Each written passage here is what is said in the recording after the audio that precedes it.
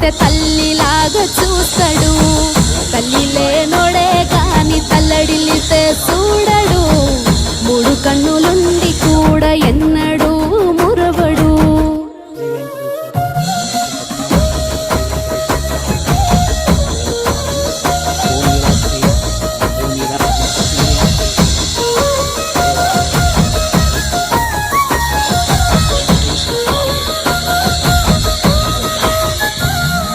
నుదుటి రాతే లేనోడు ఎదుటోళ్ళ రాతతో ఆడేటోడు.